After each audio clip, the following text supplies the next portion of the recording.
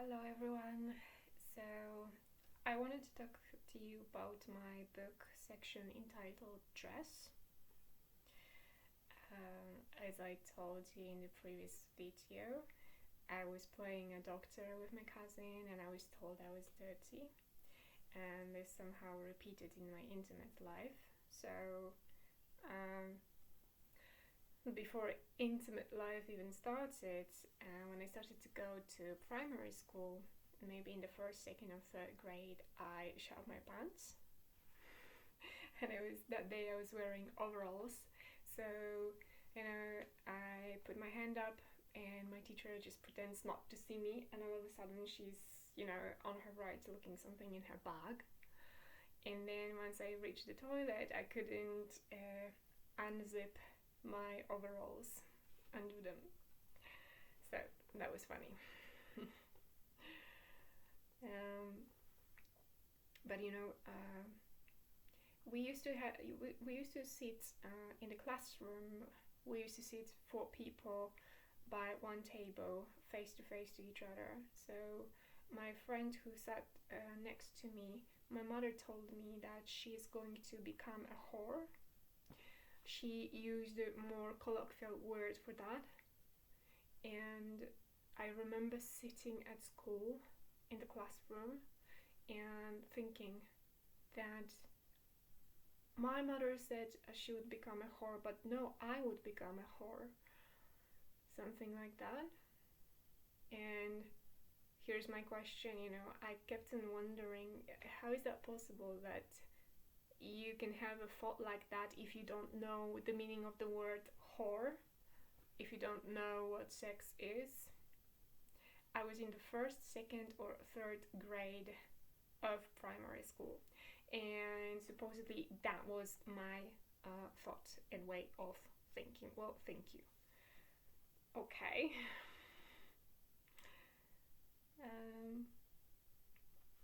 So, I told you with regard to symbolism and analyzing songs, I already told you that I met a pedophile. So I was coming back home with my friend.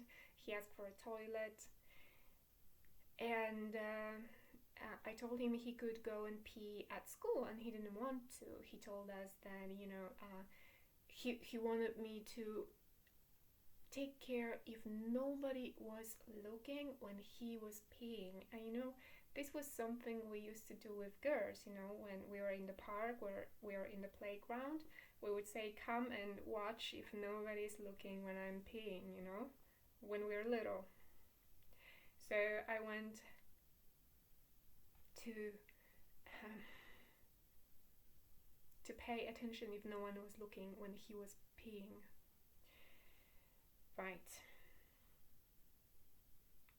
Then, whenever I would come pick up my friend, and I did that quite so often, her mother would open the door and stare at me. I know I have told you about it already. But you ask for a given person and she doesn't respond, she just stares. Okay. And once her father opened the door with no t-shirt, then I thought she had a handsome dad. And since that moment, he would open the door with no t-shirt, just wearing his pants. I think that, if you're in the first, second, or third grade, it's a little bit inappropriate when your father keeps on opening the door half naked. And I believe that was an intentional action on his part.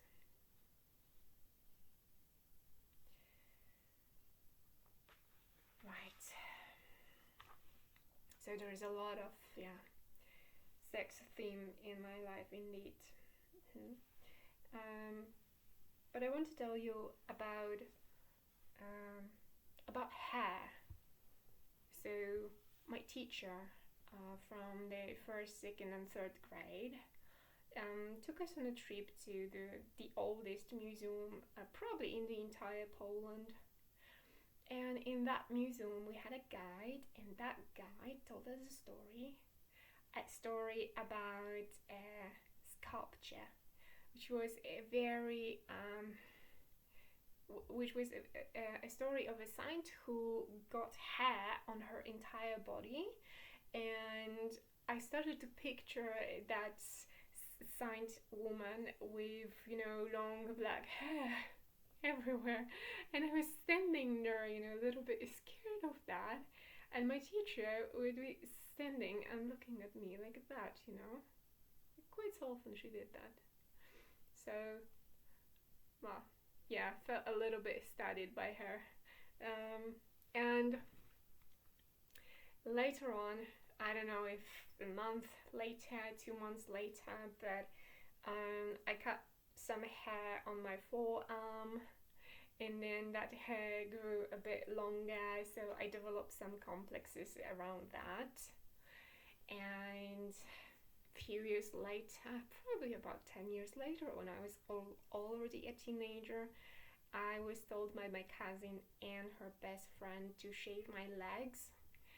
So they didn't give me the details, and I shaved the lower part and the upper part of the leg, and then they laughed at me that I shaved my ass.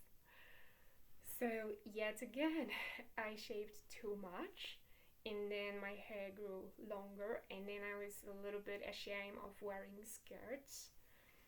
And basically I did something unnecessary because the point is to get rid of hair in those places.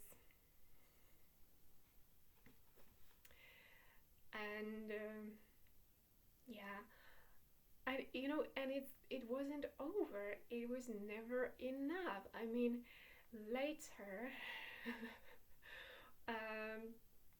when I was a student, I used to repeat to myself that I could grow hair on my face.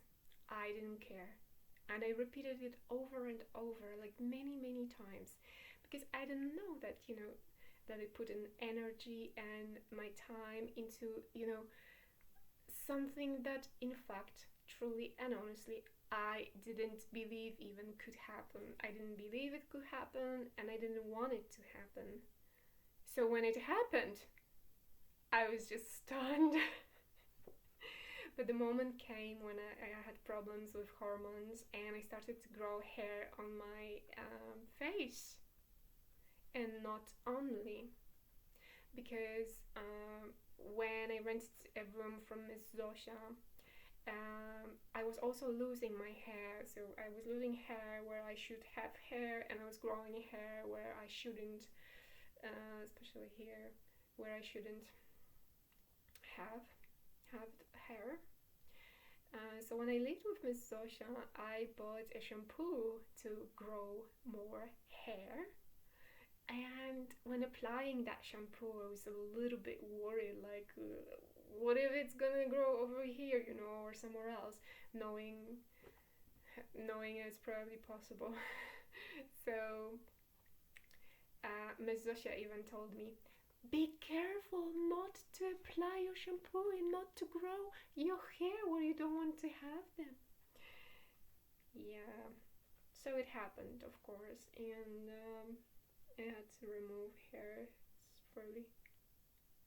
So from the neck area, it's a little bit annoying, and I had a few sessions, but still, I need maybe the last one. But when I had my phone hacked and I was scheduling with my beautician the meetings to remove hair from my face, I was doing this via, messaging her, and it was all written, and there was some additional shame for me that, I had this problem. Yeah, it was. And when I was still a teenager, I also had a situation that's just once in my entire life, someone just attacked me, but the way they attacked me clearly tells me they targeted my hair. So she just approached me from the back, and she started to pull my hair, and I was like, whoa.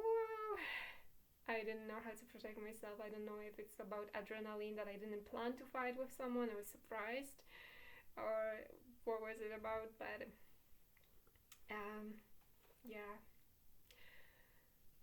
And with all that, there was also a sculpture that my friend made, but that's probably a topic for another video.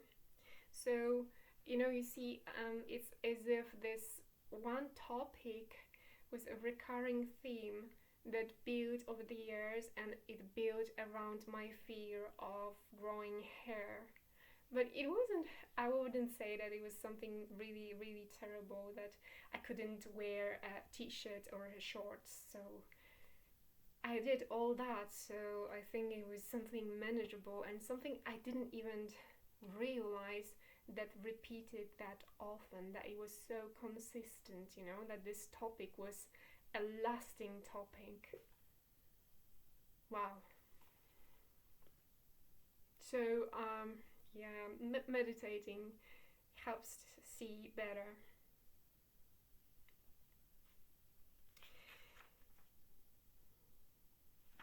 And coming back to the subject of my friend from a primary school, from the second, first, and third grade, we used to spend a lot of time outside. We were just walking the streets of the town, and I would come back home at 8 o'clock, and nobody would yell at me, nobody would be angry with me. And I remember